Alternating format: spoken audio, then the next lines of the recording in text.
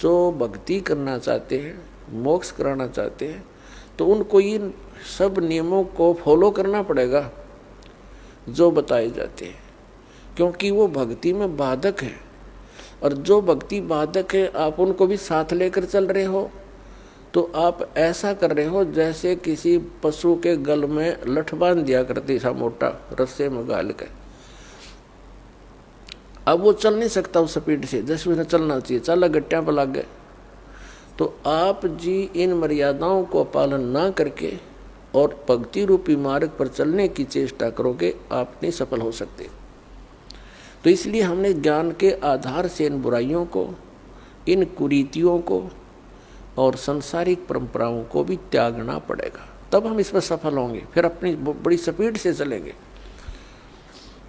जैसे मकान बना लिया, ठीक है, आजकल परमात्मा ने दया कर रखी है, बढ़िया सुविधा आपको प्राप्त है, मकान बना लो, जैसा आवश्यक हो उतना ही, केवल उसी के लिए कि बढ़िया कोठी बनाऊं, लोगों का प्रशंसक बन जाऊं, ये हमारी अपनी सोच होती है, अध्यात्म मार्ग नहीं है। तो मकान बनाओ जितना आवश्यक हो और जितनी आपकी जेब अलाउड करती हो, आवश्यकता से अधिक खर्च मत करो। हमारे पूर्वज आपने देखे होंगे, हमने तो खूब याद है, झोंपड़ियों में टाइम पास करके कई कई पीढ़ी, उनका तो इतना काम है, एक चारपाई डालनी है आपने, चाहे 10 कमरों का मकान है आपका, एक कमरे में एक कोने में 3.5 बाई 7 फुट की जगह चाहिए आपने। घुटने तो घुड़िया तो मोकली है। कबीर साहब तक कहते हैं घर तो 3.5 हाथ और गढ़ा तो 4.25 है। कहे कबीर अधिका बना अधिका गहे, उसको नहीं विचार। ये मनुष्य की जो शरीर है 3.5 हाथ का होता है।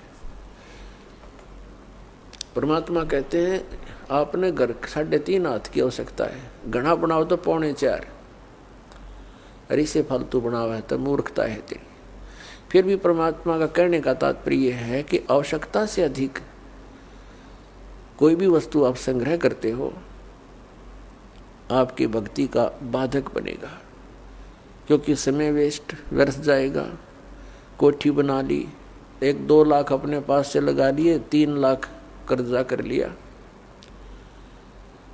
अब जब तो कर्जा ले लिया, ऋण ले लिया, पता नहीं चला, 1 महीने के बाद मांगने वाला आने लग जाएंगे, चैन गई, रात न नींद आवा नहीं, और भक्ति का भी नाश। वह को ठीक है काम आई आपके। तो इस प्रकार हमने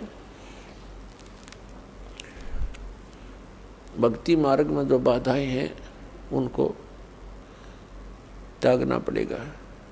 अब क्या बताते हैं, परमात्मा ने हमें कितनी सद्बुद्धि दे रखी है, और ये भक्ति ना करने से इन कोठी बंगले बनाने में और धन बढ़ाने में अपना जीवन व्यर्थ कर जाएंगे, तो फिर क्या होगा।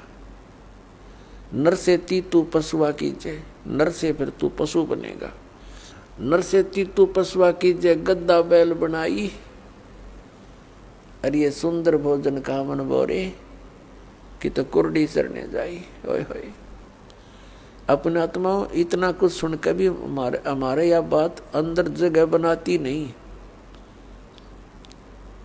क्योंकि हमें ये सब सुविधाएं उपलब्ध है और हर समय है, और ये तो आपके अंतिम सांस तक आपको रहेंगी जब तक मनुष्य जीवन में हो। क्योंकि माता पिता बच्चों को जब तक वो कॉलेज स्कूल नहीं छोड़ता वो सुविधा देता ही रहता है, और जो बच्चा उसका सदुपयोग ना करके आता है तो फिर वो बहुत दुख उठाता है।